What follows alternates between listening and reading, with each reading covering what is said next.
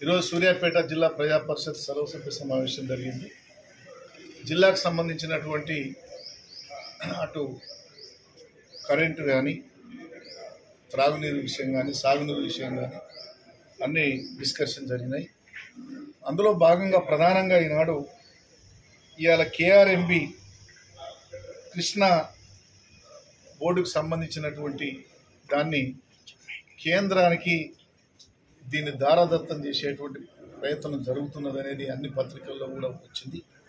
దీనికి నల్గొండ జిల్లా వాసులంగా చాలామంది రైతులు భయాందోళనకు గురవుతున్నారు. ఉమ్మడి నల్గొండ జిల్లాలో ఈ కృష్ణా బోర్డు అధికారాలే కేంద్ర జలశక్తి గినకపోతే వాళ్ళు పెట్టేటువంటి ఈ యొక్క నిబంధనలు మొన్న జనవరి 17వ తారీఖు నాడు నాగార్జున సాగర్ డ్యామ్ మీద నీళ్ల విషయంలో జరిగినటువంటి గొడవ విషయమై జలశక్తి వాళ్ళు పిలిస్తే వీళ్ళు పోయినారు. పోతే దగ్గర 15 అవుట్లెట్స్ వాళ్ళు చూపించింది. తర్వాత